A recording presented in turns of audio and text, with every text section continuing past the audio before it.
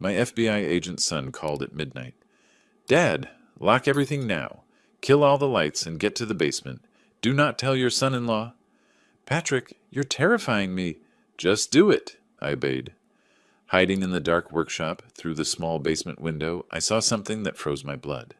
Before continuing, subscribe to the channel and write in the comments what time it is in your region, right now. My name is Chester Burney. I'm 67 years old, living in Philadelphia's Chestnut Hill neighborhood.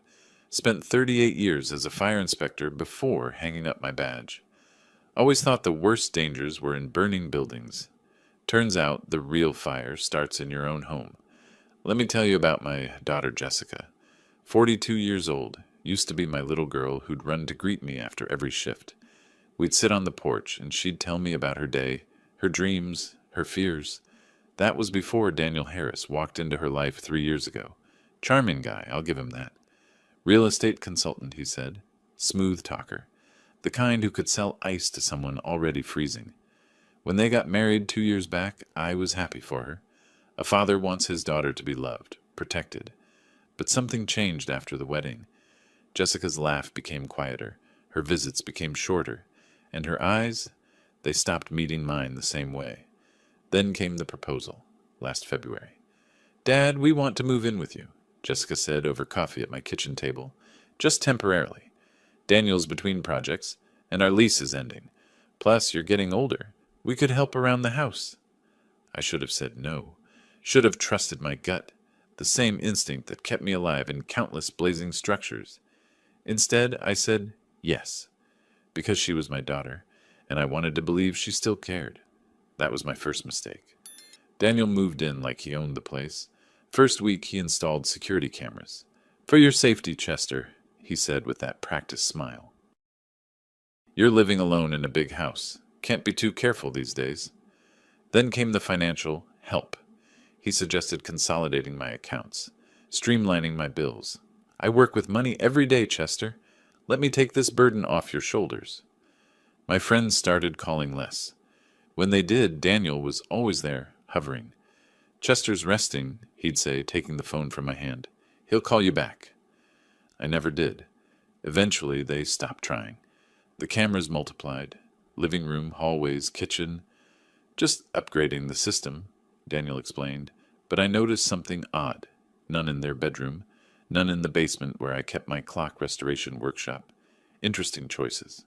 Jessica went along with everything. "Dad, you need to take it easy," she'd say whenever I questioned anything. "You're not as young as you used to be. Let us help." Let us help. That phrase became their favorite weapon. My son Patrick, the one who actually gave a damn, tried reaching out. Patrick, 44, works for the FBI in their financial crimes division. Smart kid, always was. He called one evening in January, wanted to visit. Daniel answered my phone. "Patrick? Oh, Chester's sleeping early these days. Doctor's orders. I'll have him call you back." I wasn't sleeping. I was sitting 10 feet away, watching Daniel lie to my son through those perfect white teeth. After Daniel hung up, I asked, "Why didn't you let me talk to Patrick?" "You need your rest, Chester. Patrick works crazy hours anyway. He'd just worry you with work stress." "He's my son." "And you have enough stress managing your health?" Jessica chimed in from the doorway. "Daniel's right. You don't need Patrick's FBI drama in your life." That's when I started noticing the pattern. They weren't helping me. They were isolating me. Every decision went through them. Every phone call filtered through Daniel's control. My own house became a prison with invisible bars. I'm not a fool. 38 years investigating fire scenes teaches you to spot patterns, to see what doesn't fit, and none of this fit. But I played along, acted the grateful father, the doddering old man who needed protection. Because if there's one thing fighting fires taught me, it's patience. You don't rush into a burning building blind. You assess, you plan, then you act. The night everything changed was Valentine's Day. February 14th. The clock on my nightstand read 12:17 a.m. when my phone buzzed. Daniel and Jessica were asleep, or so I thought. I grabbed it quickly, saw Patrick's name on the screen. "Hello?" I whispered. "Dad, listen carefully." Patrick's voice was tight, urgent, not the tone of a casual late-night chat. "Right now, Lock all your doors and windows. Turn off every light in the house. Then go to the basement, your workshop. Don't come out. And Dad, whatever you do, don't tell Daniel I called." My heart hammered. "Patrick, you're scaring me." "Just do it. Please. Trust me." The line went dead. I sat there in the darkness, phone clutched in my shaking hand. Patrick wouldn't call at midnight to play games. Something was wrong. Something was very wrong. I slipped out of bed, moved through my house like a ghost. Every instinct screamed at me to turn on lights, to check on Jessica and Daniel. But I trusted Patrick. After months of isolation, of manipulation, of controlled captivity, my son's voice was the only thing that felt true. I checked the front door, locked. Back door, locked. Windows secure. Then I killed the lights, one by one, until my home sat in complete darkness. Through Jessica's bedroom door, I heard nothing. Either they were deep asleep, or they were lying there, listening. The basement stairs creaked under my weight. I froze with each sound, waited, then continued down. My workshop sat in the far corner, surrounded by my collection of antique clocks. 23 of them, each one restored with my own hands over 15 years. The ticking filled the silence like a dozen tiny heartbeats. I sat in my work chair, surrounded by springs and gears and the smell of oil. The small ground-level window offered a narrow view of my driveway, my front walk. Whatever Patrick was worried about, I'd see it coming. The minutes crawled. My watch showed 12:43 a.m., then 1 a.m. Nothing. At 1:15 a.m., I heard it, footsteps above me. Daniel's voice muffled through the floor. He was on the phone. "Yeah, he's asleep. Everything's quiet. Nobody's going to interrupt us." A pause. "Come on over. Give it 30 minutes. Park down the street. Lights off." My blood turned to ice. I pressed myself against the cold basement wall, barely breathing. The clocks ticked around me, marking time I wished would stop. Above, Daniel's footsteps moved through the house. I heard him pause outside my bedroom door, checking on me, making sure the old man was still tucked away like a good little prisoner. The workshop window sat just above ground level, offering a narrow slice of the outside world. I positioned myself in the darkest corner, where I could see out but remain invisible. My heart pounded so hard I thought Daniel might hear it through the floorboards. I used to sit in this exact spot with Jessica when she was 8 years old. She'd perch on my workbench, legs swinging, watching me dismantle pocket watches. "How do you know which piece goes where, Daddy?" she'd ask, eyes wide with wonder. "Patience, princess," I'd tell her. "Every piece has its place. You just have to pay attention, learn the patterns." She'd stay for hours, asking questions, handing me tiny screws and springs. Sometimes she'd fall asleep on the old couch I kept down here, and I'd carry her upstairs, tucking her into bed. Those were good days. Days when my daughter loved me, not my bank account. The memory shattered when I saw them. 1:20 a.m. 2 cars rolled up my street, headlights off. They moved like sharks through dark water, smooth, silent, predatory. Both vehicles parked at my curb. 3 men emerged, dressed in dark clothing. No faces visible, no identifying features, just shadows, moving with purpose. Daniel opened my front door before they knocked. Through the narrow window, I watched them file into my home. My home, the place where I'd raised 2 children, where my wife had died peacefully in our bed, where every room held 4 decades of memories. And now these strangers walked through my door like they owned it. I couldn't hear their conversation, but I could see shadows moving across the living room window. Then they disappeared from view, heading deeper into the house, toward my study, toward my safe. My hands clenched into fists. The safe. That's what this was about. But how did Daniel know the combination? I'd never written it down, never told anyone except Jessica, last year, when she'd moved in. "Dad, what if something happens to you? What if there's an emergency and we need important documents?" So reasonable, so concerned, so convincing. I'd given her the combination. 6 numbers I'd used for 20 years. The month and day my wife and I got married.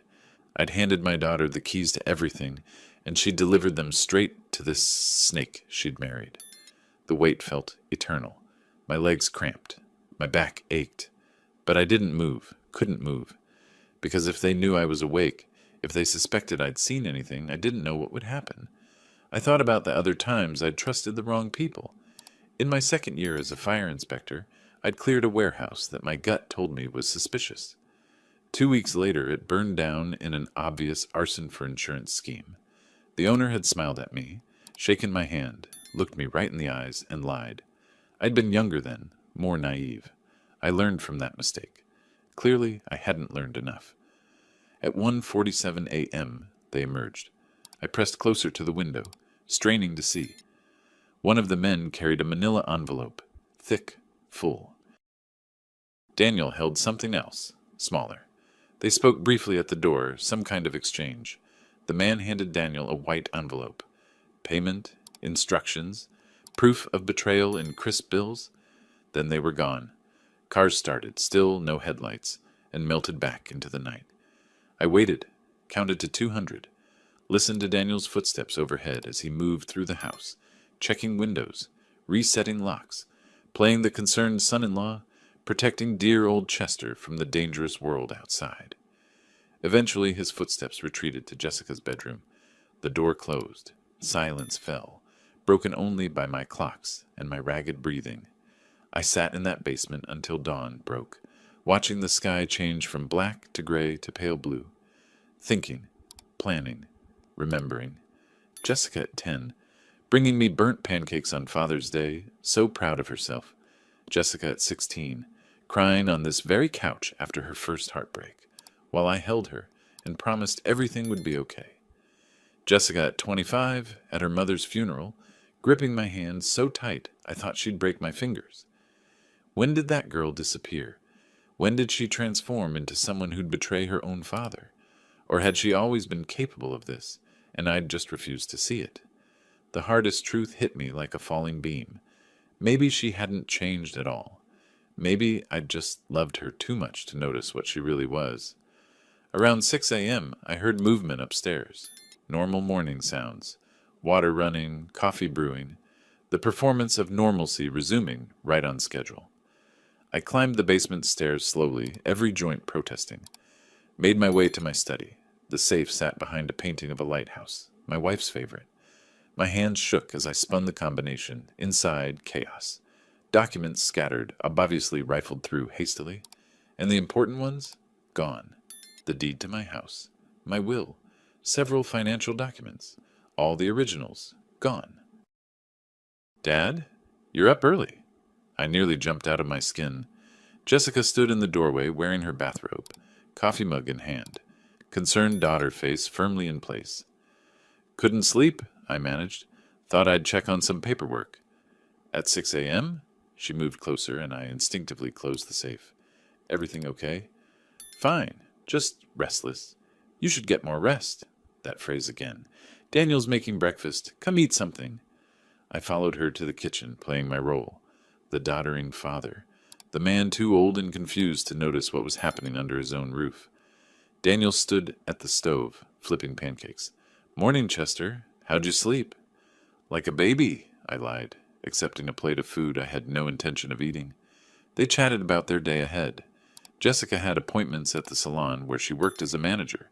Daniel had client meetings, probably other people to rob blind. Normal, boring, domestic conversation, as if they hadn't just stolen everything from me while I cowered in my basement. I watched them, really watched them, the way Daniel's eyes flickered to Jessica whenever I spoke, the way she touched his arm, a silent signal passing between them. They were a team, not husband and wife, not family. A team of predators who'd selected their prey carefully. After they left for the day, I grabbed my phone with trembling fingers, dialed Patrick's number. He answered on the first ring. Dad, are you okay? I need to know what's happening, Patrick. Right now. He was quiet for a moment. You saw them, didn't they? Last night. 3 men. They took documents from my safe. Daniel let them in. Patrick, what is going on? My son exhaled slowly. Dad, the FBI is investigating a document forgery ring. Real estate fraud, fake deeds, stolen identities, millions of dollars, and Daniel's name is all over our investigation. The room spun. I sat down hard. Last night we got intelligence that he was meeting with 2 suspects. Mark Turner and James O'Connor. I couldn't get a warrant in time, couldn't officially intervene. It's a conflict of interest because you're my father, but I couldn't let you walk into danger blind. So you warned me. I warned you, and Dad, you need to be very careful now. Gather evidence, but don't let them know you suspect anything. I'll help however I can unofficially, but this is going to have to be your fight. Can you do that? Could I? I was 67 years old, tired, betrayed by my own daughter, robbed in my own home, but I was also a man who'd spent 38 years walking into fires when everyone else ran away. Yeah, I said finally. Yeah, I can do that. Good. And Dad, I'm sorry. About Jessica. I know this has to be killing you. It was. But I couldn't afford to die just yet. I had work to do. The next morning I became a different man. Not overnight. That's not how it works. But that phone call with Patrick flipped a switch somewhere deep inside me.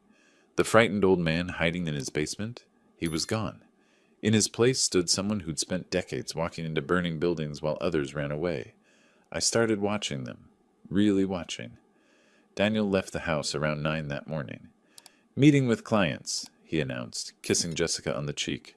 Such a devoted husband. I watched from my chair in the living room, pretending to read the newspaper. The moment his car turned the corner, I was up. Jessica was in the shower. I had maybe 10 minutes. Their bedroom looked normal at first glance. Bed made, clothes folded, everything neat. But I'd investigated enough crime scenes to know that people hide things in predictable places. Under the mattress, nothing. Dresser drawers, clothes, some jewelry. Then I checked the closet. Behind a stack of Daniel's dress shirts, tucked into a shoebox. Documents. Copies of bank statements. Not mine, someone else's. 3 different people, actually. All with significant balances. All with notes in Daniel's handwriting. Good candidate. An easy mark. I photographed everything with my phone, hands steady despite my racing heart. Put it all back exactly as I'd found it. By the time Jessica finished her shower, I was back in my chair, newspaper in hand. Just another boring Tuesday morning. Want more coffee, Dad? She asked, walking past me to the kitchen. No thanks, sweetheart. Sweetheart.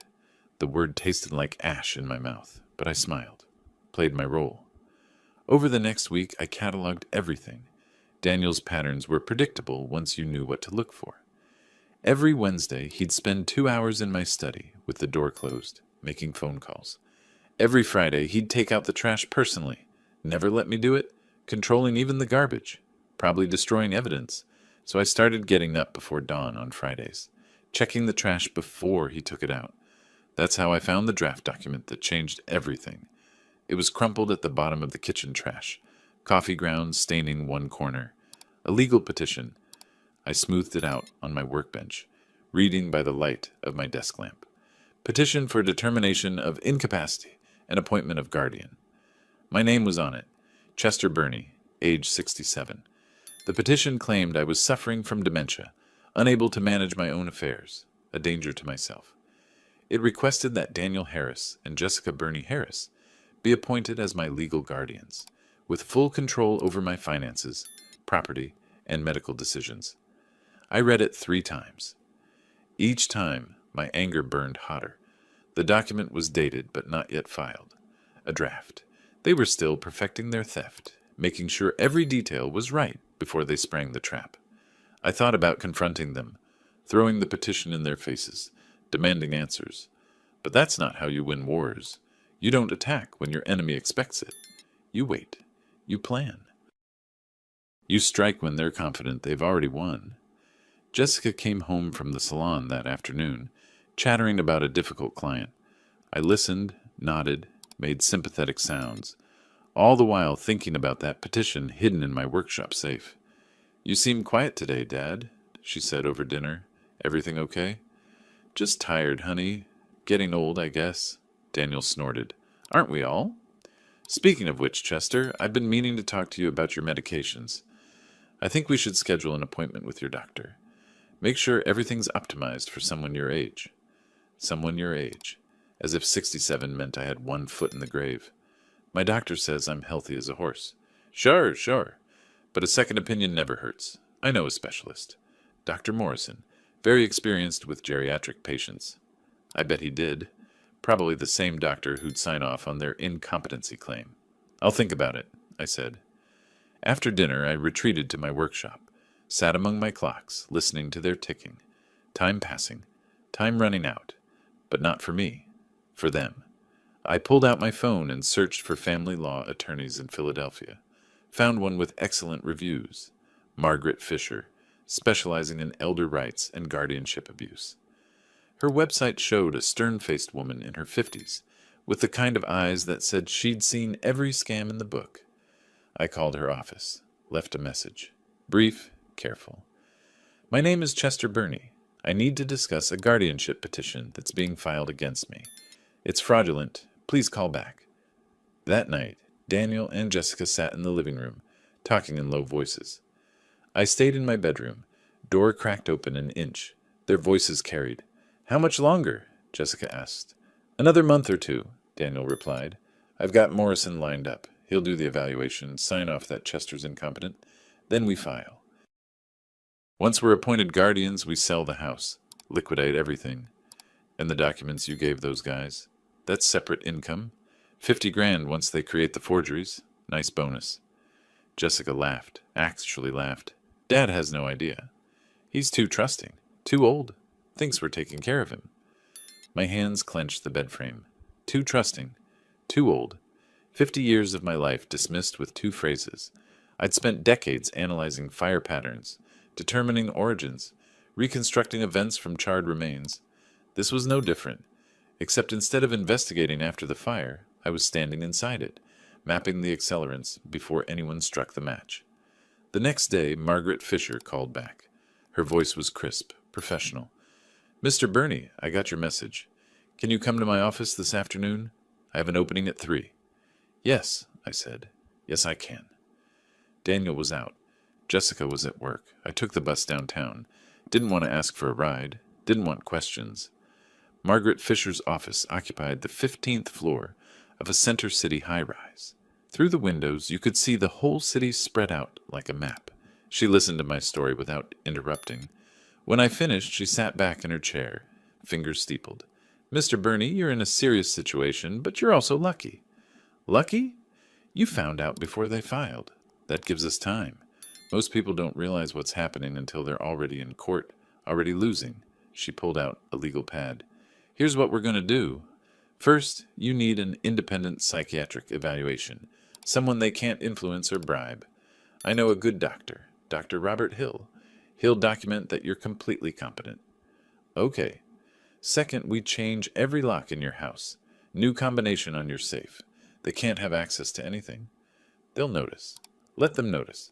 By the time they figure out what's happening, it'll be too late. She smiled grimly. Third, we draft new legal documents. A new will, revoking any previous powers of attorney, and we prepare a countersuit for financial exploitation. I listened to her plan, feeling something I hadn't felt in months. Hope. One more thing, Margaret said. I need you to gather evidence. Record their conversations if you can. Document everything. Pennsylvania is a two-party consent state for recordings, but if you're in your own home and you're part of the conversation, or if they don't have a reasonable expectation of privacy in common areas, we have some flexibility.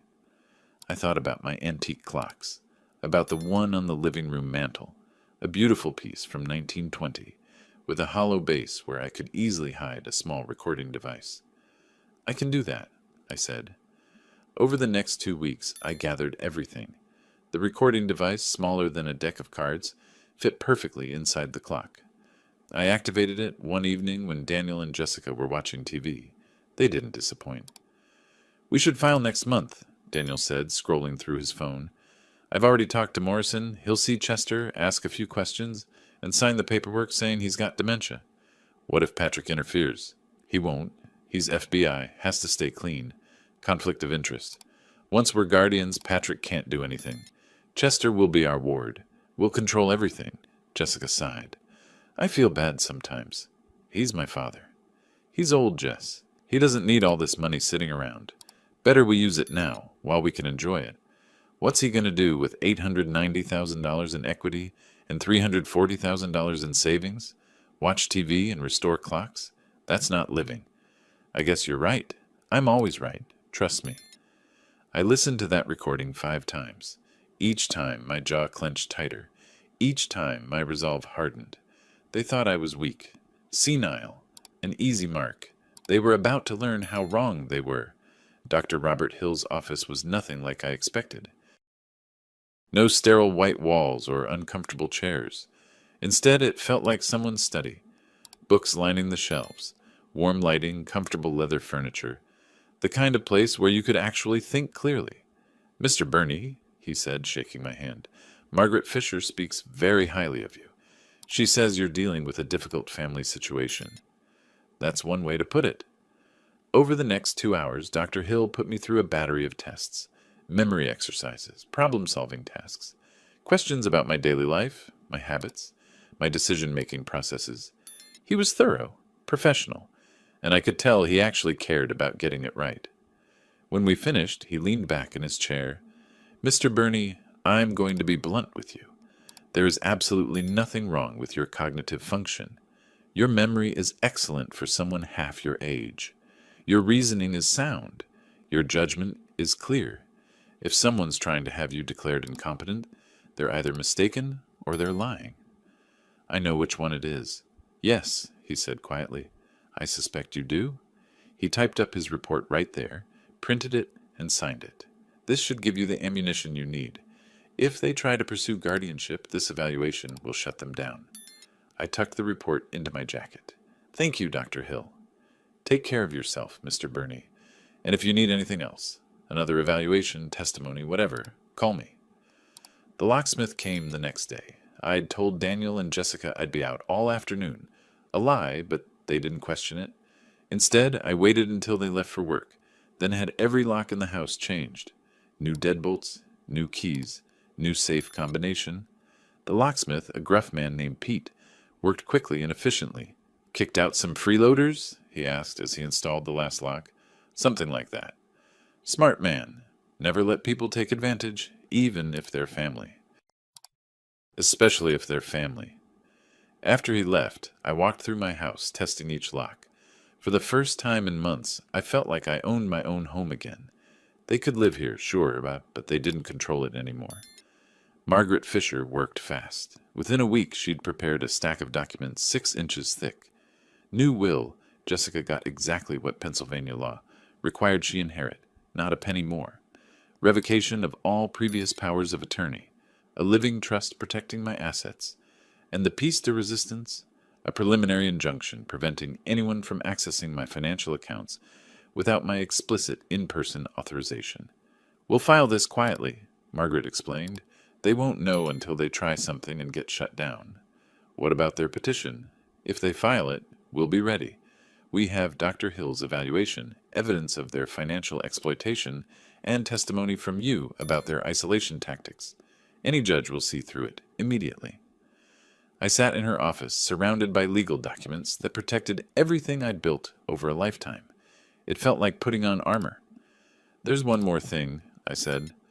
I pulled out my phone, played the recording of Daniel and Jessica discussing their plan. Margaret listened, her expression darkening. When it finished, she was quiet for a long moment. "Mr. Burney, this is evidence of fraud and financial exploitation. With your permission, I'd like to contact Adult Protective Services. They need to know about this." "Not yet," I said. "I want to see their faces when they realize what's happened, when they understand they've lost." She studied me. "You're angrier than you let on." "I'm a father whose daughter is trying to rob him blind. Wouldn't you be?" "Yes," she admitted, "but anger is dangerous. It makes us reckless." "I'm not being reckless. I'm being methodical. I spent 38 years investigating fires." "This is no different. I'm just building my case before the flames catch." 3 weeks after my midnight phone call from Patrick, I was ready. The bank had frozen all joint accounts, requiring my in-person authorization for any transactions. My new will was filed. My psychiatric evaluation was sealed and notarized. Margaret Fisher had my countersuit prepared, ready to file the moment Daniel and Jessica made their move. All I had to do was wait. They noticed the bank thing first. Jessica came home one afternoon furious. "Dad, there's something wrong with our account. The bank says they need you to come in person to authorize any withdrawals. I looked up from my newspaper. Oh, must be a security thing. Identity theft is so common these days. But I need to transfer money for the salon lease. I'll go with you tomorrow. Can't you just call them? Bank policy, I said with a shrug. Has to be in person. I didn't go with her, of course. Let her make the trip herself. Let her sit in that bank office and be told that Chester Burney had placed restrictions on all accounts, and only Chester Burney could authorize changes. Let her feel a tiny fraction of the helplessness she'd been inflicting on me. Daniel tried calling my doctor's office, trying to schedule that appointment with Dr. Morrison, but I'd already spoken to my regular physician, Dr. Chang, and explained the situation. When Daniel called, he was politely informed that any medical appointments for Mr. Burney needed to be scheduled by Mr. Burney himself. I watched the frustration build. They couldn't access my money, couldn't control my medical care, couldn't understand what was happening. One evening, I came home from my workshop to find them in the living room, arguing in hushed tones. They stopped when they saw me. "Everything okay?" I asked innocently. "Fine," Daniel said through clenched teeth. "Just fine." But it wasn't fine. I could see it in the way his jaw worked, the way Jessica's hands trembled slightly. They were losing control, and they knew it. They just didn't understand how or why. Patrick called me again late one night. "Dad, how are you holding up?" "Better than expected. I've got a lawyer, a good one. Margaret Fisher. You know her? By reputation, she's fierce. If anyone can protect you, it's her." He paused. "Dad, I need to tell you something. We're close to making arrests in the forgery case. Daniel's name is all over it. When we move, it's going to be public, loud. Are you prepared for that?" Was I? My daughter's husband arrested by the FBI. The scandal. The shame. "Yes," I said. "I'm prepared." "And Jessica? Have you thought about what happens to her?" I had. Late at night, lying in bed, staring at the ceiling. I'd thought about my little girl, the one who used to bring me burnt pancakes on Father's Day, the one who cried in my arms after her first heartbreak. "She made her choice," I said finally. "I can't save her from the consequences." "I'm sorry, Dad." "Me too." After we hung up, I sat in my workshop, surrounded by the ticking of my clocks. Each one I'd restored piece by piece, bringing them back to life from broken, forgotten things. Some people can be restored too, given enough time, enough care, enough patience, but some people don't want to be restored. They want to burn everything down and warm themselves on the flames. I looked at the clock on my workbench, the one containing the recording device. It had captured everything I needed. Daniel and Jessica plotting, laughing about my ignorance, planning to steal everything I'd worked for. The next morning I walked into the kitchen where they were having coffee, looked at both of them. Really looked. "I'm going out this morning," I said. "Lawyer's appointment." Daniel's head snapped up. "Lawyer? What for?" "Estate planning. At my age, it's important to have everything in order."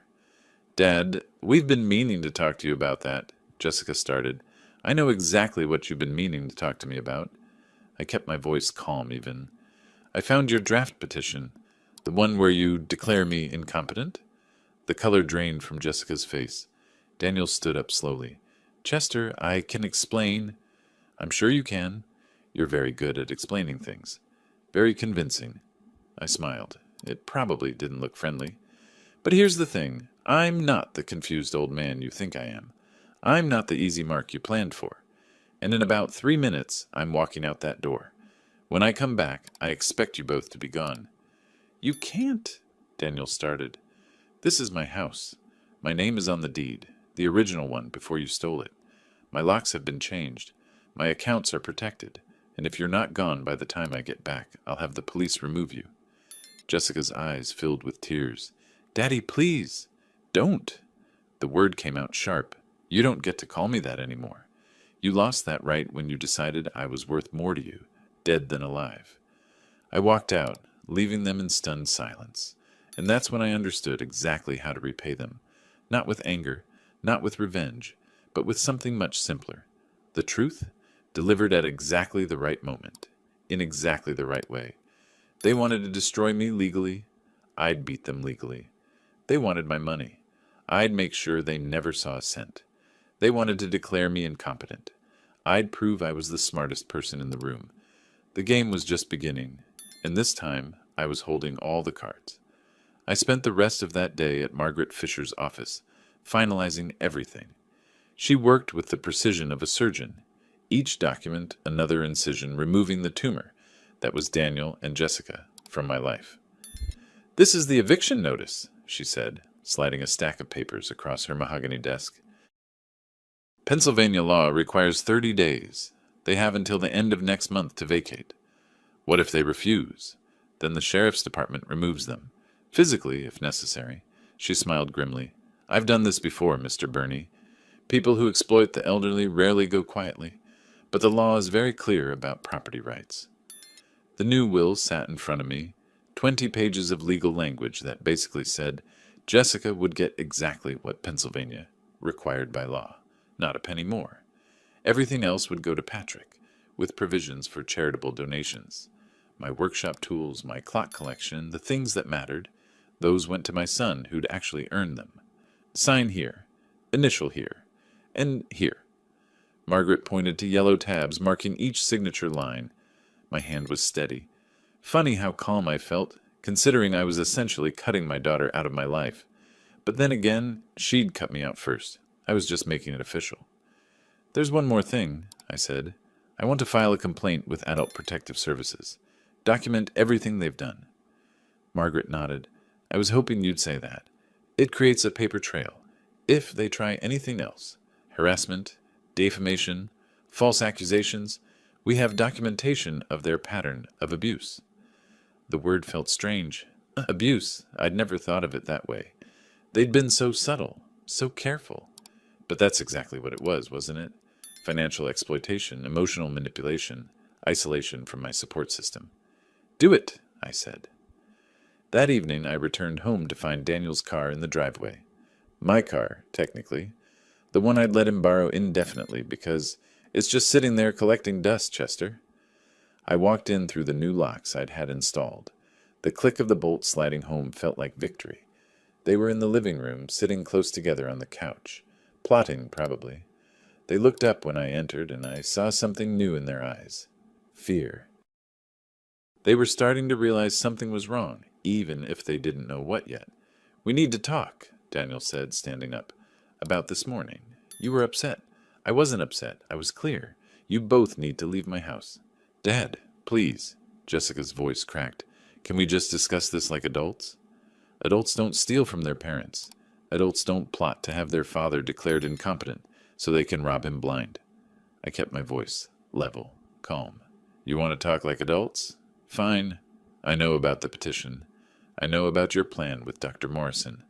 I know about the documents Daniel gave to his criminal friends." Daniel's face went pale. "I don't know what you're talking about." "Save it. I have recordings. I have evidence. And in about 2 weeks, you're both going to receive some very interesting legal documents." I walked past them toward my workshop. I'd start looking for a new place to live if I were you. "You can't just kick us out." Daniel's voice rose. "We have rights." I turned back. "No, Daniel. You have 30 days. That's what Pennsylvania law gives you. After that, you have nothing." His hands clenched into fists. For a moment, I thought he might actually try to hit me. Part of me almost hoped he would. Assault would make Margaret's job even easier. But Jessica put her hand on his arm. "Daniel, don't." "Your daughter's smarter than you," I said. "She knows when to quit." I went down to my workshop, locked the door behind me, and sat among my clocks. They ticked steadily, marking time. In 30 days, this house would be mine again. Really mine. Not a prison where I was slowly suffocated by my own kindness. My phone buzzed. "Patrick, how'd it go?" he asked. "Documents are filed. Locks are changed. They know something's wrong, but not exactly what." "Good. Dad, I need to tell you something. We're moving on Daniel soon. Maybe a week, 2 at most. The investigation's almost complete." "Will Jessica be charged?" Silence. Then, "We don't think so. She's involved in the guardianship scheme, but the document forgery is all Daniel. We can prove he stole from you, gave documents to Turner and O'Connor. Jessica's connection is more circumstantial." I wasn't sure if I felt relieved or disappointed. "So she gets away with it." Legally, maybe. But Dad, she's about to lose everything. Her husband goes to prison. She loses her home. Her father cuts her off. That's not exactly getting away with it. He was right. And somehow that felt worse than if she'd been arrested. She'd have to live with what she'd done. Watch it all fall apart, knowing she'd chosen this. Thanks, Patrick. Hey, Dad, I'm proud of you. Not many people your age would fight back like this. Your age. Everyone kept saying that, like being 67 meant I was already half dead. I'd run into burning buildings at 67. I'd climbed 3-story ladders at 65. Age was just a number until people decided to use it against you. The next few days were tense. Daniel and Jessica barely spoke to me. They'd have whispered conversations that stopped when I entered a room. I watched them panic slowly, like water coming to a boil. Jessica tried one more time. She knocked on my workshop door late one evening. Dad, can I come in? Doors open. She stepped inside, looking around at my clocks, like she was seeing them for the first time. I remember watching you work on these when I was little. You'd let me hand you tools, explain how each piece fit together. You were a good helper?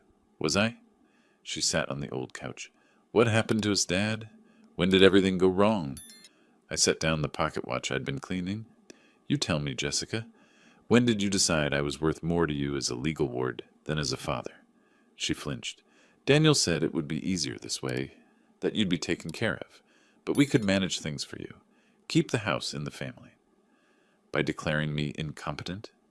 He said it was just paperwork, that nothing would really change. And you believed him? Smart, college-educated woman like you? I shook my head. Or did you just want to believe him because it meant getting what you wanted without feeling guilty? Tears rolled down her cheeks. I don't know anymore. I don't know what I was thinking. That's the problem, Jessica. You weren't thinking. Or maybe you were thinking too much about money and not enough about what it would cost you. She wiped her eyes. Is there any way to fix this? Can we start over? No, I said simply. We can't. Trust doesn't grow back once you burn it down. She left without another word. 3 days later, the papers arrived. I wasn't home when the sheriff's deputy delivered them. I'd planned it that way, spent the afternoon at the library, then grabbed coffee at a small shop on Germantown Avenue. Let them receive those documents without me there to watch. Sometimes the aftermath is sweeter than the moment itself. When I returned around 5, both cars were still in the driveway. I walked in to find Jessica sitting at the kitchen table, papers spread in front of her, face buried in her hands. Daniel stood by the window. The eviction notice crumpled in his fist. They didn't hear me come in at first. I stood in the doorway, watching. This was it. The moment everything I'd built came together. This is impossible, Daniel was saying. He can't do this. He's incompetent. We were going to prove it. He has a psychiatric evaluation, Daniel. Jessica's voice was hollow. Dated 2 weeks ago. From Dr. Robert Hill. Says he's completely competent, sharp as anyone half his age. So get another evaluation. It doesn't work that way. She slammed her hand on the table. Don't you understand? He knew. He knew what we were planning, and he... She saw me then. Her eyes went wide. Dad! Daniel spun around. The color drained from his face so fast I thought he might pass out. His mouth opened, closed, opened again. No sound came out. He looked like a fish drowning in air. Good evening, I said pleasantly. I see you got my lawyer's correspondence. Your lawyer? Daniel finally found his voice. It came out strangled, 2 octaves higher than normal. You don't have a lawyer? Margaret Fisher, excellent attorney, specializes in elder abuse cases. She's handled dozens like this. I walked to the table, picked up one of the documents.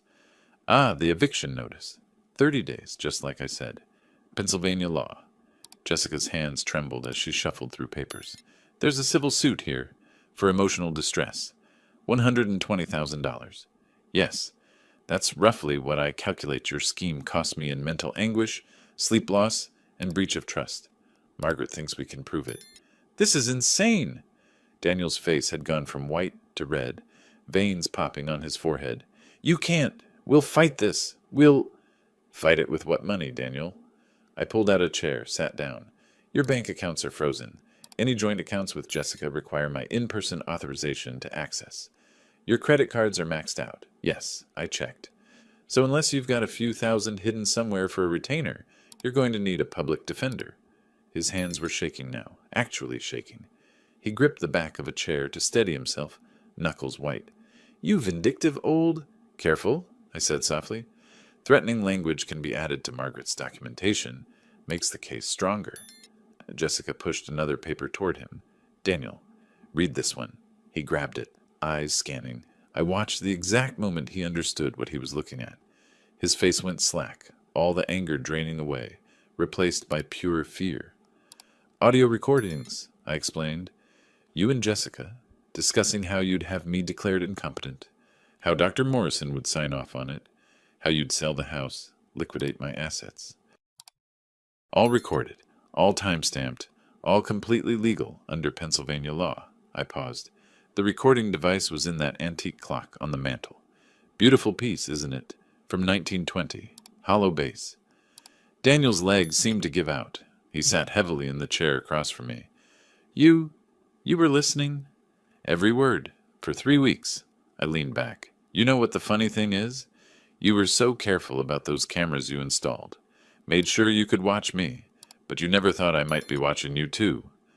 Jessica was crying now, silent tears streaming down her face. Her shoulders shook. She looked younger suddenly, like the girl who used to help me in my workshop. But that girl was gone. This woman had chosen to betray me, and now she was learning what that choice cost. Dad, I'm so sorry. Stop. I held up my hand. You're not sorry you did it. You're sorry you got caught. There's a difference. Daniel tried one more time. Chester, listen. We can work this out. We'll drop everything, forget the guardianship petition. Oh, you'll drop it all right? Because I already filed my response with the court. Dr. Hill's evaluation, sworn testimony about your isolation tactics, evidence of financial exploitation, and those recordings. If you actually file that petition now, you'll be laughed out of court. Worse, you'll give me more ammunition for the civil suit. We'll move out, Jessica said desperately. Today. Right now. Just drop the lawsuit, please. No. The word came out hard. You get 30 days because that's what the law requires, and the lawsuit stands. You wanted to steal everything from me. Now you'll pay for trying? Daniel stood up so fast his chair fell backward. This isn't over, old man. You think you're so smart, but you have no idea who you're... Careful, Daniel. I stayed seated, calm.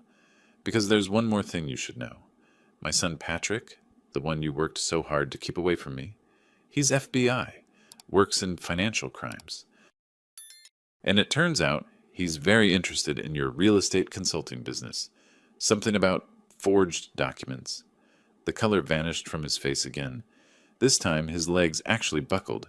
He caught himself on the table, breathing hard. That's right. Those men who visited the night of February 14th, Mark Turner and James O'Connor, the FBI knows all about them, and they know about what you gave them. Stolen property documents from my safe. Federal offense, Daniel. Grand theft, conspiracy to commit fraud, and about 6 other charges I can't remember. Jessica looked at Daniel, real fear blooming in her eyes. What is he talking about? What documents? Who are Turner and O'Connor? Daniel's mouth worked, but nothing came out. Your husband runs a document forgery ring, I said flatly. He's been stealing deed originals, having them forged, selling them to criminals who use them to steal people's homes. My documents were supposed to be part of that. Unfortunately for him, Patrick had the house under surveillance that night. You're lying, Jessica whispered, but she was looking at Daniel, searching his face. Tell him he's lying, Daniel. Daniel said nothing. He just stood there, swaying slightly, looking like a man watching his whole world collapse. Get out, I said quietly. Both of you. Go to your room, pack what you need for tonight, and get out of my sight. You can come back for the rest later, during daylight hours when I'm not home. You said we had 30 days, Daniel started. That's legally. What I'm telling you now is practically, get out. They went. Upstairs, moving like zombies, shell-shocked and broken. I heard drawers opening, closets sliding, the sounds of rapid packing. 30 minutes later, they came down with suitcases, not looking at me. At the door, Jessica turned back one last time. Dad! Go, Jessica. She did. I locked the door behind them. New locks, new keys, new life. stood in the sudden silence of my house. My house. Not a prison anymore, not a trap, just a house, waiting for me to decide what came next. The clocks in my workshop chimed 6 o'clock. Right on time. Everything was right on time. I called Patrick. "They know," I said. "Everything." "How'd they take it?" I thought about Daniel's face, that progression from shock to fear to absolute despair. About Jessica's tears, her trembling hands, the way she'd looked at her husband with dawning horror. "About as well as you'd expect," I said. "When are you moving on, Daniel?" "Soon, maybe a week. We need to coordinate with local police, get everything lined up." "He'll run." "Let him try. We're watching him. Has been since that night in February." After we hung up, I went down to my workshop, sat in my chair, surrounded by the steady ticking of my clocks. Each one I'd restored from broken pieces, brought back to life through patience and care. Some things could be restored. Others just needed to be thrown away. I picked up my current project, a pocket watch from 1895. Beautiful piece, but the spring had snapped. I had a replacement ordered due to arrive any day now. Fix what could be fixed. Replace what couldn't. Move forward. It was the only way to survive. The courtroom smelled like old wood and nervous sweat. I'd been in courthouses before, testifying as a fire inspector, but never as the defendant in someone's scheme to rob me of my independence. The hearing was set for a Thursday morning, 2 weeks after I'd kicked them out. Margaret Fisher sat beside me at the defense table, crisp and professional in her navy suit. Across the aisle, Daniel and Jessica huddled with their public defender, a young man who looked fresh out of law school and way over his head. Judge Sandra Morrison, no relation to the corrupt Dr. Morrison, who was supposed to certify me incompetent, presided over the proceedings. She was in her 60s, silver-haired, with the kind of sharp eyes that missed nothing. "This is a petition for determination of incapacity," she began reading from the file. "Mr. Harris and Mrs. Harris Burney are requesting to be appointed guardians of Mr. Chester Burney, claiming he is unable to manage his own affairs due to cognitive decline." Their lawyer stood. "Your Honor, we have witnesses who can attest to Mr. Burney's deteriorating condition, concerning behavior, memory lapses, poor judgment." "I'm sure you do," Judge Morrison said dryly. "Ms. Fisher, I see you filed a response." Margaret stood, and I swear the temperature in the room dropped 5 degrees. "Yes, Your Honor. A comprehensive response that includes independent psychiatric evaluation, audio evidence of fraud, and testimony regarding the petitioner's true motivations." Daniel's face went pale. He whispered urgently to his lawyer, who looked increasingly uncomfortable. "Let's hear the petitioner's evidence first," the judge said. They called 3 witnesses. Mrs. Henderson, from 2 doors down, who claimed I'd been wandering the neighborhood confused. Mr. Patel, from the corner store, who said I'd forgotten how to work the credit card machine. And Daniel's friend Mike, who testified I'd asked him the same question 5 times in one conversation. All lies, all coached. I recognized the pattern. Create a narrative of incompetence through small, unprovable claims. Then Margaret stood up. "Your Honor, I'd like to present evidence that directly contradicts these testimonies." She pressed play on the audio recorder. My voice filled the courtroom, clear and sharp, recorded 3 days before the hearing. "Margaret, I've reviewed the Peterson case law you mentioned. The 2019 Pennsylvania Supreme Court decision in Commonwealth versus Sanders establishes precedent that testimony alone, without medical evidence, is insufficient for capacity determination. I suggest we cite that in our brief." Margaret's voice responded, "Excellent catch, Mr. Burney. Your legal analysis is spot on." The judge's eyebrow rose. "That's quite lucid for someone with cognitive decline." "There's more, Your Honor." Margaret handed her a document. "This is Dr. Robert Hill's psychiatric evaluation, conducted just last month. Dr. Hill is one of Pennsylvania's leading geriatric psychiatrists. His conclusion: Mr. Burney demonstrates complete cognitive competence, with memory and reasoning abilities in the superior range for his age group." Jessica's lawyer tried to object. "Your Honor, one doctor's opinion is significantly more credible than 3 neighbors with no medical training." Judge Morrison cut him off. "Continue, Ms. Fisher." "Your Honor, I have audio recordings of the petitioners discussing their true motivation." Margaret nodded to me. I pulled out my phone, connected it to the courtroom's sound system. My hands were steady. This was the moment I'd been waiting for. Daniel's voice crackled through the speakers. Another month or two and we file. Morrison will sign off that the old man's incompetent. Then we sell the house, liquidate everything. Jessica's laugh followed. Dad has no idea. Thinks we're taking care of him. The courtroom went silent. You could have heard a pin drop on carpet. Daniel shot to his feet. That's illegal. You can't record.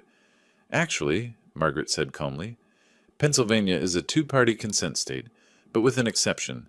When recorded in one's own home, in common areas where there's no reasonable expectation of privacy, it's perfectly legal. Mr. Burney was in his own living room. The recording device was in his own clock. Everything is admissible. The judge looked at Daniel and Jessica like they were something she'd scraped off her shoe. Is there anything else, Ms. Fisher? Yes, Your Honor. I'd like to call a witness. Special Agent Patrick Burney of the Federal Bureau of Investigation. The courtroom doors opened. Patrick walked in wearing his FBI credentials and a dark suit. He looked every inch the federal agent he was. I felt a surge of pride watching my son stride to the witness stand. After being sworn in, Margaret asked him directly, Agent Burney, can you explain your relationship to this case? Chester Burney is my father, Patrick said clearly, and Daniel Harris is a subject in an ongoing FBI investigation into a real estate document forgery ring. The public defender jumped up. Objection! This is beyond the scope. Overruled, Judge Morrison said sharply. I want to hear this. Continue, Agent Burney. Patrick pulled out a folder. On the night of February 14th of this year, Daniel Harris met with two suspects in our investigation, Mark Turner and James O'Connor. During this meeting, which took place at my father's residence, Mr. Harris provided them with original property documents stolen from my father's safe. These documents were intended for use in creating forged deeds.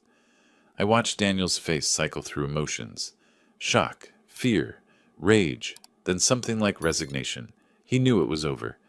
Jessica just stared at Patrick, mouth open, probably only now understanding exactly what her husband had been doing. Your Honor, Patrick continued, Mr. Harris is currently under federal investigation for conspiracy to commit fraud, grand theft, and participation in a criminal enterprise spanning 3 states. The guardianship petition appears to be part of a scheme to gain control of my father's assets, while simultaneously stealing his identity documents for criminal use. Judge Morrison set down her pen. Mr. Harris, do you have anything to say? Daniel's lawyer whispered urgently in his ear, but Daniel just shook his head, defeated. In that case, the judge said, this petition is denied.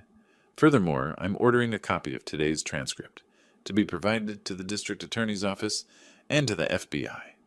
Mr. Harris, I strongly suggest you retain criminal counsel immediately. She looked at Jessica. Mrs. Harris Burney, you may want to consider your own legal position very carefully. She banged her gavel. This hearing is adjourned. I stood up slowly, letting the moment sink in. Margaret shook my hand, smiling. Patrick walked over and I pulled him into a hug. Thanks, son. You did the hard part, Dad. I just told the truth. Behind us, Daniel and Jessica were having a heated, whispered argument. I caught fragments. You said it was just paperwork, federal investigation. You lied to me. I turned to look at them one last time. Daniel met my eyes, and I saw something I'd never expected. Fear. Real, genuine fear. Good. They left through the back exit, probably to avoid reporters. Margaret gathered her files. What happens now? I asked. Now? You go home. Live your life. Let the FBI handle Daniel, and let the civil suit work its way through the system. She smiled. You won, Mr. Burney. Completely and totally. But as I walked out of that courthouse into the bright spring sunshine, I knew the real battle was just beginning. 2 weeks later, they came for Daniel at dawn. I wasn't there to see it. Patrick told me about it later, but I imagined it clearly. The unmarked cars pulling up, FBI agents in windbreakers, the knock on the door at the cheap motel where Daniel had been staying since I kicked them out. Daniel Harris, you're under arrest for conspiracy to commit fraud, grand theft, and participation in a criminal enterprise. The bail hearing happened that afternoon. Patrick called me from the courthouse. Bail set at $250,000, he said. He can't make it. He'll stay in custody until trial. And Jessica? Not charged. Yet. We don't have enough evidence that she knew about the forgery ring. The guardianship scheme is a civil matter, not criminal. I sat in my workshop, phone pressed to my ear, surrounded by the ticking of my clocks. Part of me felt relief that Jessica wasn't facing federal charges. Part of me felt something darker, disappointment that she'd get away with trying to rob me. She's still facing the civil suit, Patrick reminded me. That's not nothing. True, the $120,000 lawsuit for financial exploitation and emotional distress was moving forward. Margaret said we had a strong case. The next day, Jessica showed up at my door. I saw her through the window, standing on my porch, looking small and lost. She'd aged 10 years in 2 weeks. Dark circles under her eyes. Clothes that didn't quite fit right, probably borrowed from whatever friend was letting her crash on their couch. I almost didn't answer. Almost let her stand there until she gave up and left. But I opened the door. "Dad," she said, voice cracking. "Please, I need to talk to you." "About what? How you tried to have me declared incompetent? How you planned to steal my house? Or maybe about how your husband is a federal criminal and you helped him?" Tears spilled down her cheeks. "I didn't know about the forgery. I swear I didn't know." "But you knew about the guardianship plan. You laughed about it. I heard you." I know. She wrapped her arms around herself. "Dad, I'm so sorry. I was stupid and greedy, and I let Daniel manipulate me into thinking—" She stopped, wiped her eyes. "Can I come in? Please?" Every instinct screamed, "Send her away." She made her choice. But she was still my daughter, and despite everything, I needed to hear what she had to say. I stepped aside. She walked in slowly, looking around like she'd never seen the place before. We sat in the living room, her on the couch, me in my chair, the same positions we'd sat in 1,000 times before everything went wrong. "Daniel's lawyer says he's going to prison," she said quietly. "Federal charges. They're talking about 15 to 20 years. "Good," she flinched. "Dad." "What did you expect me to say, Jessica? That I feel sorry for him? He tried to steal everything from me. He used my own daughter to do it. And he's a criminal who's been stealing from other families too. He deserves whatever he gets." "I know. You're right." She twisted her wedding ring. "I'm filing for divorce. My lawyer says it'll protect me from his debts, from the restitution he'll owe." "Smart. At least you're thinking about self-preservation now." The bitterness in my voice made her wince. "Good. She should feel it." "I need to ask you something," she said. "The lawsuit. The $120,000. Dad, I don't have that kind of money. I can barely afford rent. If you win, and Margaret says you will, it'll bankrupt me." "Yes," I said simply. "It will. So that's it. You're going to destroy me completely?" I leaned forward. "You tried to destroy me first. You laughed about it. You called me the old man like I was already dead. You planned to take everything, my home, my money, my independence, my dignity. And you smiled while you did it. I was wrong. You were worse than wrong. You were cruel. You were my daughter, Jessica. I loved you. I trusted you. And you betrayed me in the worst possible way." She sobbed openly now. "Is there anything I can do? Any way to make this right?" I thought about it. Really thought about it. Could she make it right? Could there be forgiveness, redemption, a way back? "Get a job," I said finally. "Work hard. Pay your debts. To me and to yourself. Maybe, in 10 years, 20 years, when you've proven you can be trusted again, we can talk. But right now, no. There's nothing you can do." She nodded, crying, and stood up. At the door, she turned back one more time. "I love you, Dad." "I loved you too," I said. Past tense. She heard it. She left. I locked the door behind her and went down to my workshop. Picked up the pocket watch I'd been working on. The replacement spring had arrived finally. I installed it carefully, wound the watch, and listened to it tick. Perfect timing. Fixed. Some things could be fixed. Others just had to be cut away. The next week was a blur of legal proceedings. Daniel's preliminary hearing, Jessica's lawyer trying to negotiate a settlement on the civil suit, Margaret shut that down fast. More meetings, more paperwork, more signatures. Through it all, I kept working on my clocks. It was meditative, therapeutic. Each tiny gear and spring finding its proper place. Time moving forward, steady and unstoppable. Patrick came by one evening with takeout Chinese food. We sat at my kitchen table, just the two of us. "How are you holding up?" he asked. "Better than I expected. Worse than I hoped."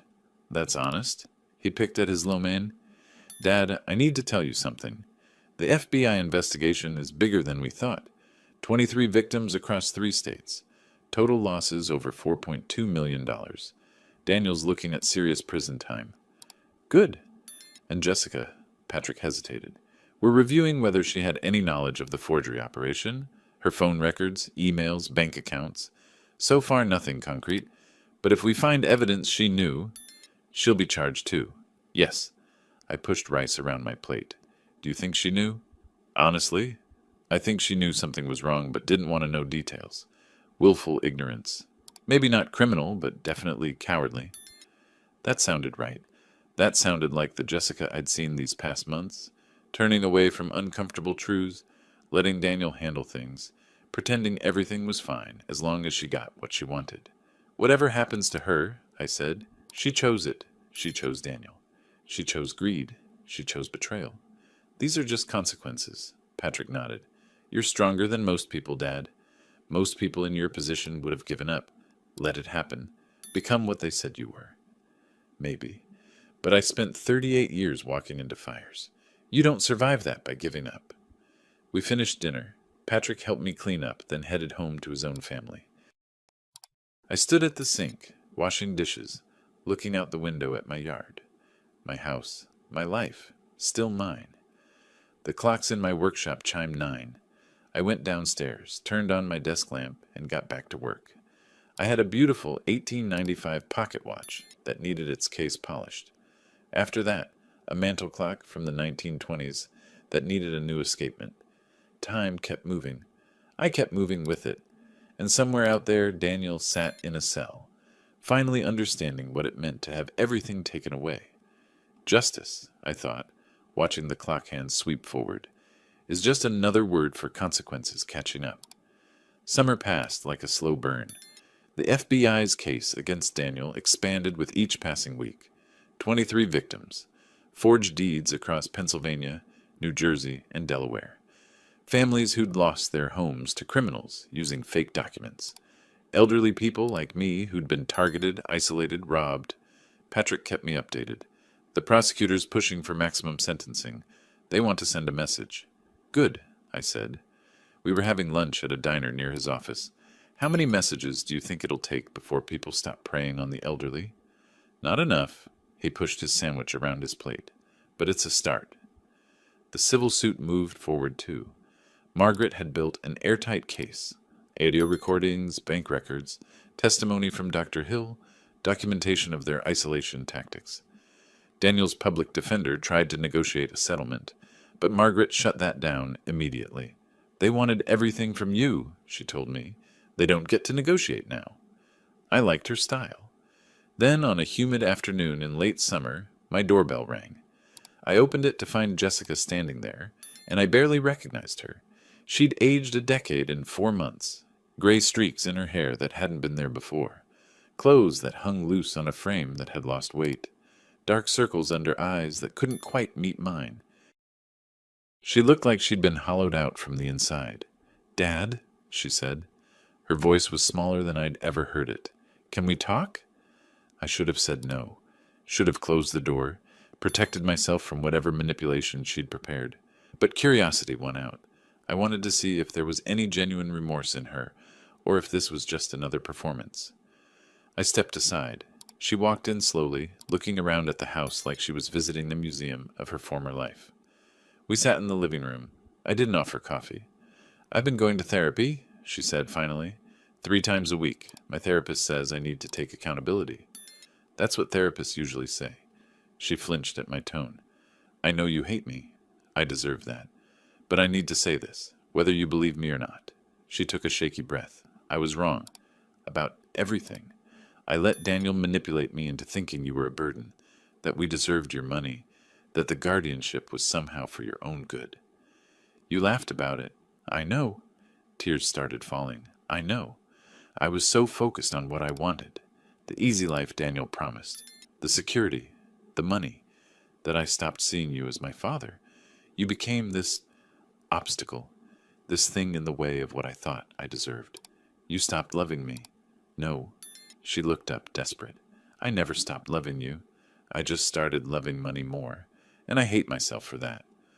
I watched her cry. Part of me wanted to comfort her, the way I had when she was little, and the world seemed too big and scary.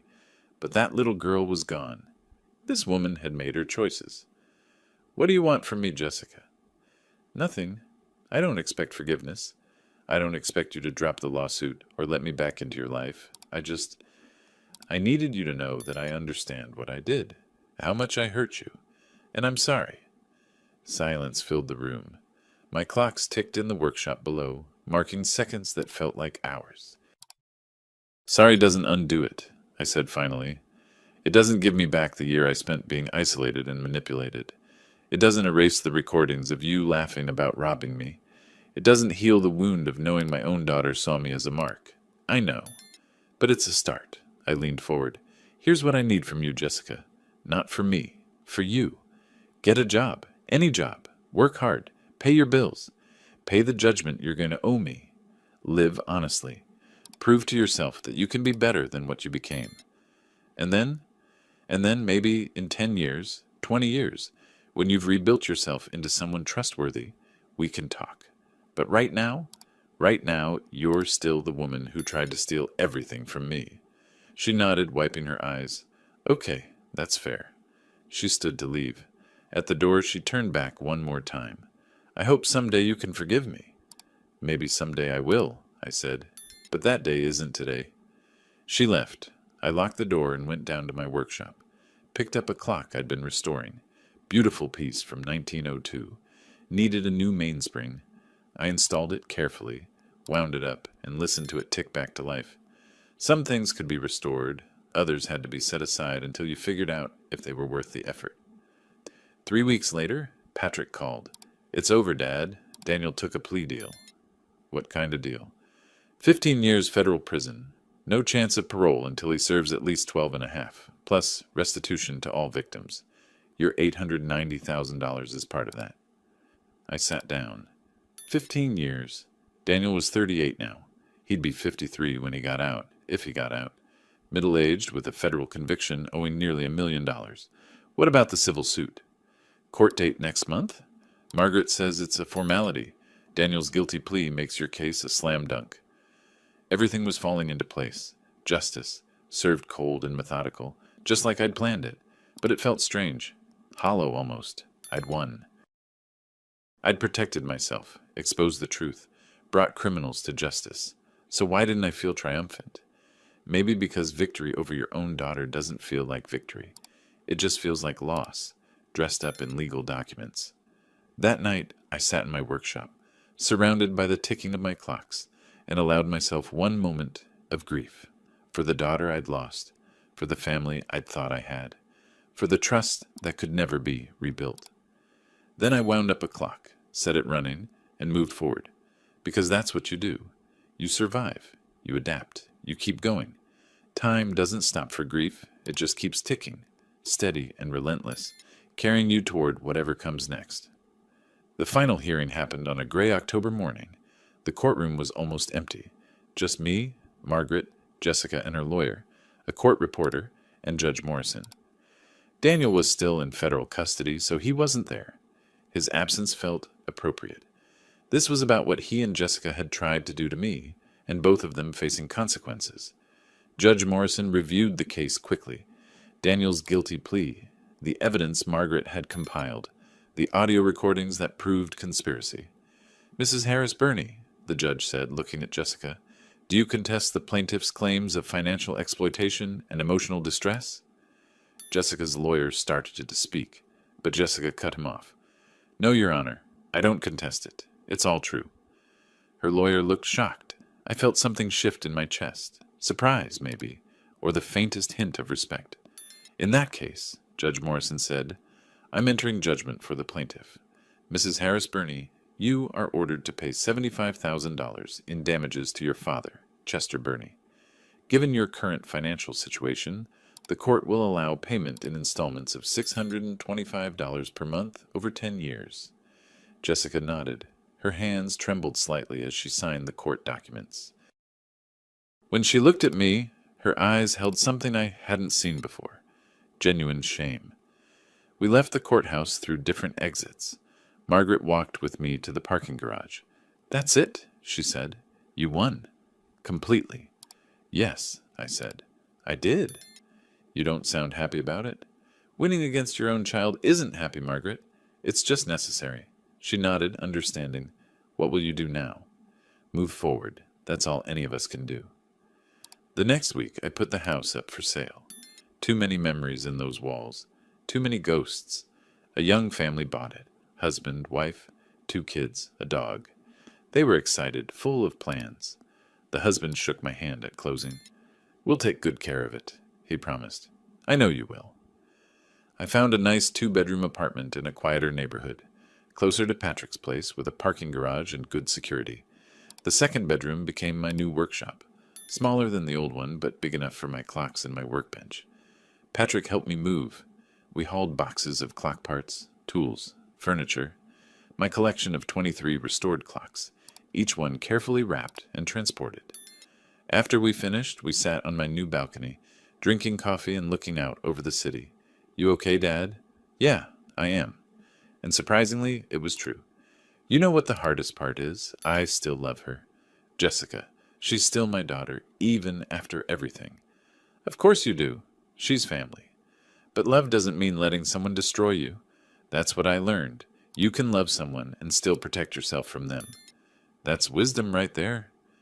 We sat in comfortable silence, watching the sun set over Philadelphia. Life settled into a new rhythm. I worked on my clocks, restored a beautiful pocket watch from 1887, fixed a mantel clock that someone had given up on, started volunteering at a senior center, teaching clock repair to other retirees who needed a hobby. About 2 months after the final hearing, I received a postcard. No return address, but I recognized Jessica's handwriting.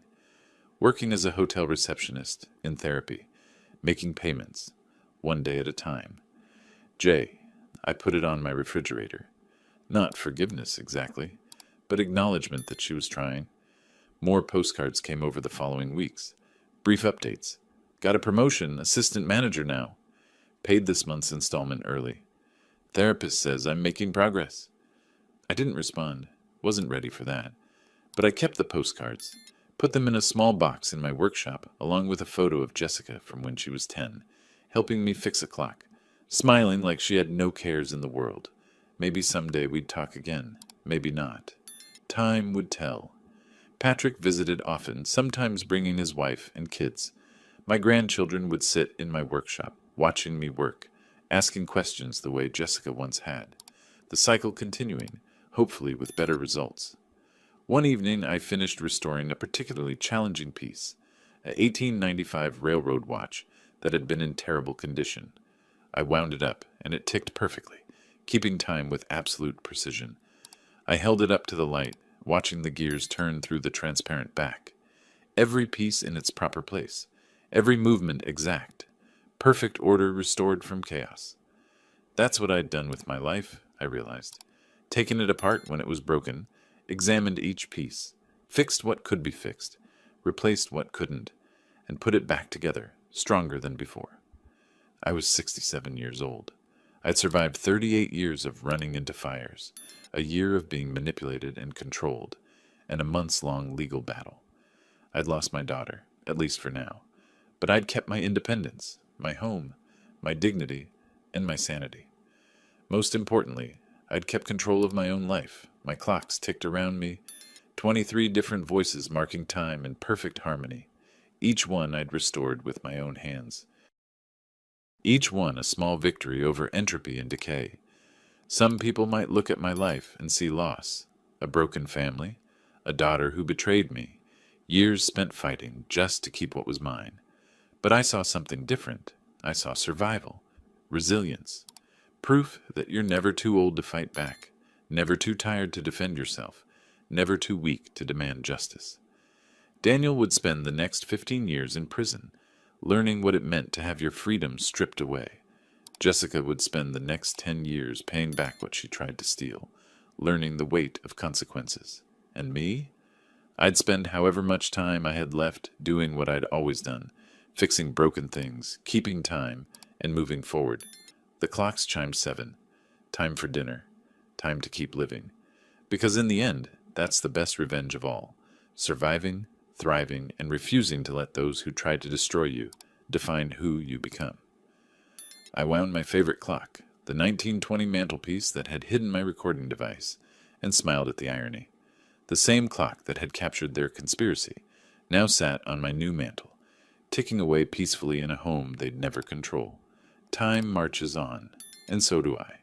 If you liked this story, please like this video, subscribe to the channel, and share your impressions of this story in the comments. To listen to the next story, click on the box on the left. Thank you for watching. 지하상가 없어? 여기가 좀 조그만 여기 신포에서 동인천까지 연결돼 있는 지하상가예요.